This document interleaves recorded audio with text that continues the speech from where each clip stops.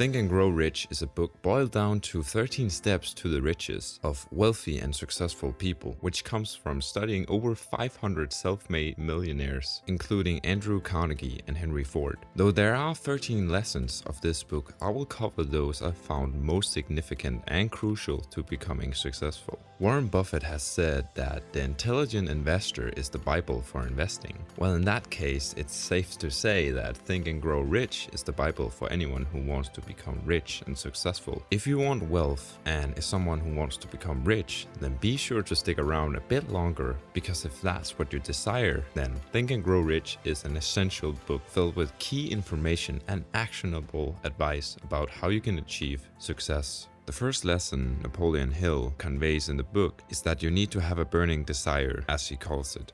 The starting point of all achievement is desire. Keep this constantly in mind. Weak desire brings weak results, just as a small fire makes a small amount of heat.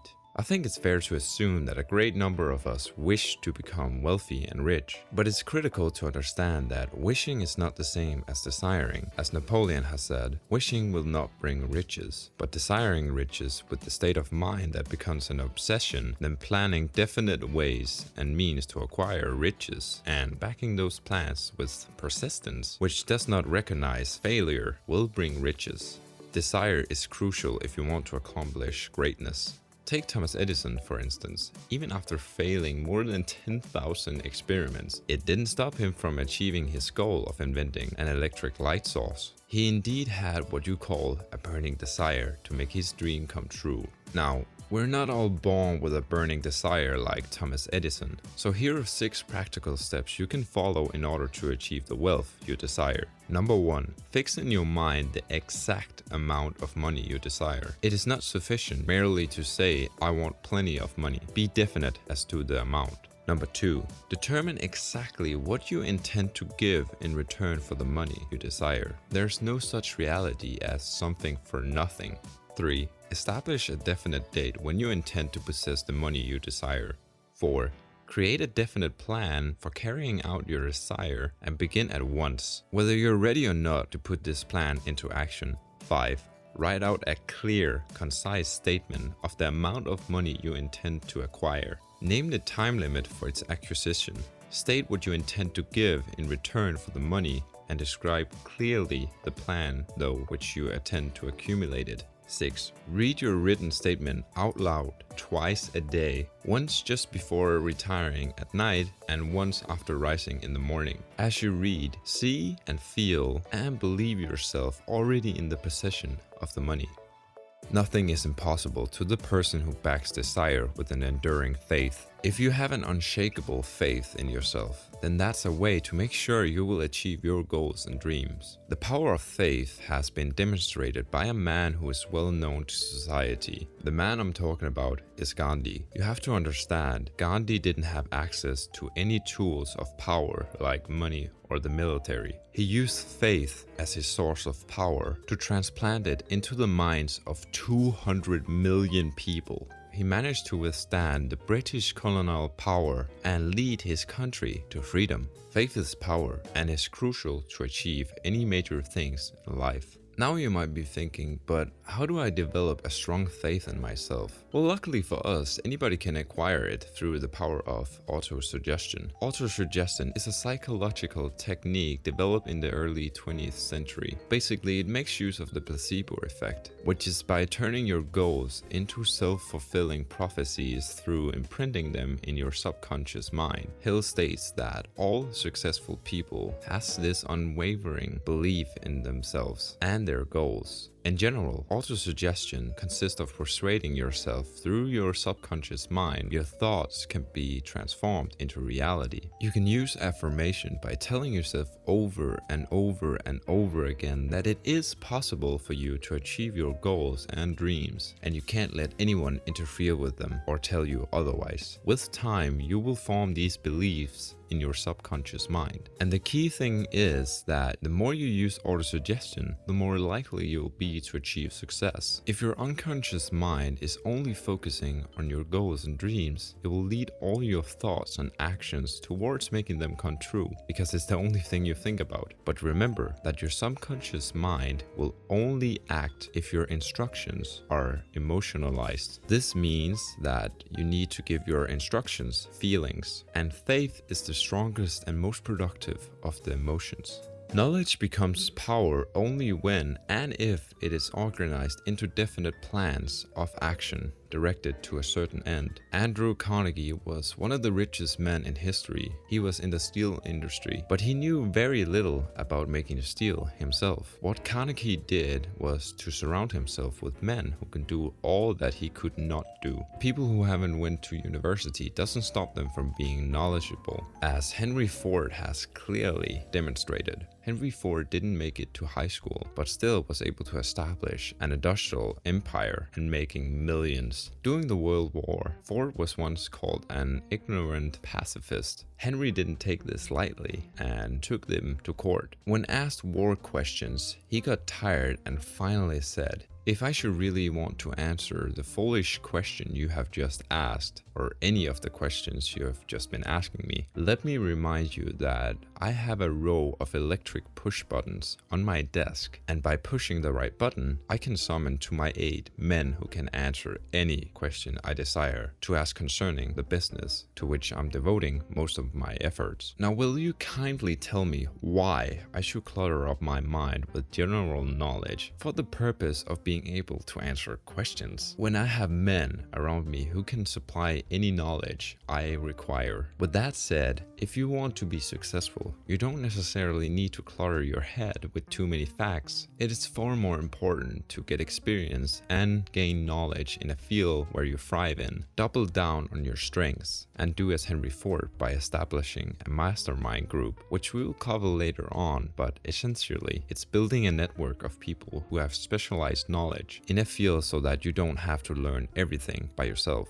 If you can imagine it, you can achieve it. It has been said that man can create anything which he can imagine. If you want success, you have to have an idea about how you will achieve it. Behind every idea is imagination. Imagination can be split into two parts: the creative imagination and the synthetic imagination. The synthetic imagination creates nothing. It's used to take old concepts, ideas, and make new combinations with them. The creative imagination, on the other hand, is where the limited mind of man has direct communication with infinite intelligence. With other words, this is where we are able to come up with completely new things and ideas that the world has never seen before. It's not uncommon to use creative and synthetic imagination together. Asa Candler, who is the founder of Coca-Cola, he didn't come up with the Coca-Cola recipe himself, but bought it from a pharmacist for around $2,000. He created a genius marketing strategy that advertised Coca-Cola as a drink that relieved mental and physical fatigue and cured headaches, which made it a huge success. If you don't feel like your imagination is in the best form, then you need to work it out and challenge it like anything else if you want to become more powerful. The more you use it, the more active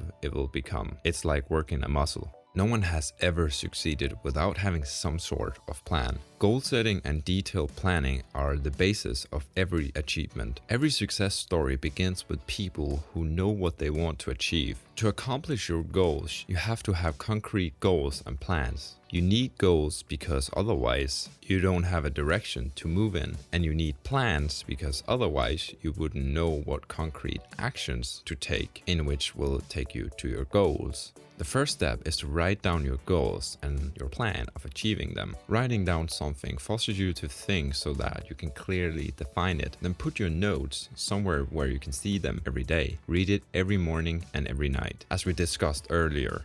Procrastination is the opposite of decision, which is a common enemy we all know and must conquer. An analysis of 25,000 men and women who had experienced failure listed that the lack of decision was near the top of the 30 major causes of failure. Being stubborn can actually be a good thing to an extent, but try to always stick to your decisions unless proving otherwise. When Henry Ford decided to keep manufacturing the Model T, the world's ugliest car, even though all his advisors told him otherwise, he knew this would be for the long haul. Maybe he should have changed the Model T sooner, but it still provided a huge fortune for him. Opinions are the cheapest commodities on earth. Everyone has one, and most people dispense them like they're paper towels. They only clutter your mind with negative energy, so be careful who you share your goals and dreams with. Make sure they are only close friends and mastermind people who is in complete sympathy and harmony with your purpose, as Napoleon calls it. A quitter never wins, and a winner never quits. A common trait among successful people is the ability to persist. The stronger your desire is, the more persistent you'll be. If you decide to never give up, then you have the insurance of never losing. Even when facing failure, you will just get back up and keep grinding. So be persistent, no matter how slowly you may move towards your goals, because when you add persistence and time together, there will come success. Power of the mastermind.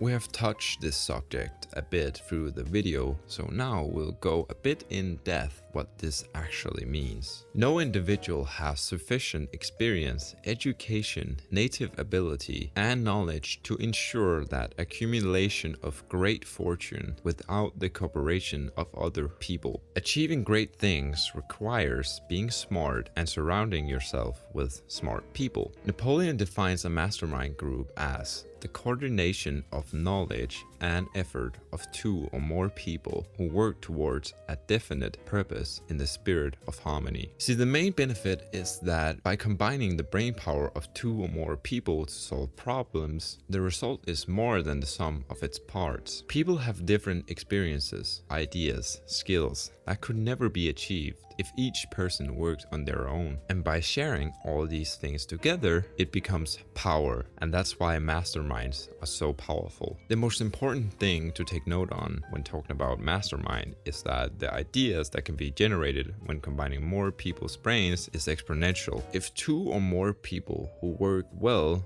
with one another combine their skills, talent, specialized knowledge, experience, etc., and use them to accomplish the same shared goal and purpose, the result will be more than the sum of its parts. It's a surplus with which you can achieve things you could never have achieved alone. According to Napoleon, the 5 most powerful desires in the world are friendship, music, money, love, and the most powerful desire of them all are sex. As Napoleon says, when driven by this emotion, men become gifted with a superpower for action, which is critical to obtain success. As written in the book, destroy the sex glands, whether in man or beast, and you have removed the major source of action. Now, I found this part to be very interesting, so listen carefully. Take a moment to comprehend that the subconscious mind works day and night, whereas the conscious mind only works when you're awake. You cannot control your subconscious mind entirely, but you can influence it and point it in the right direction. Remember, only emotionalized thoughts have any action influence upon the subconscious mind. Positive and negative emotions cannot occupy the mind at the same time. This means one or the other must dominate. Therefore, it's critical to form the habit of applying and using the positive emotions so that your mind is dominated with positivity. The major positive emotions are desire, faith, love, sex, enthusiasm, romance, and hope. On the other hand, there is the negative emotions like fear, jealousy, hatred, revenge, greed, superstitions, and anger, and it must be avoided at all costs because you will attract what you feel. So to accomplish positive outcomes, we have to think positively or to influence our subconscious mind. So by increasing all positive impulses such as faith and desire, you will achieve positive things with time. And that's the only way you'll end up developing a positive mentality in the long term, which is critical to persist and achieve success. Alright, that's it for this video. Thank you so much for watching. If you're new here, make sure to hit that subscribe button for more informative videos. And if you got a question you want answered, make sure to leave me a comment down below. Alright, see you next time, and remember to stay awesome. Listen.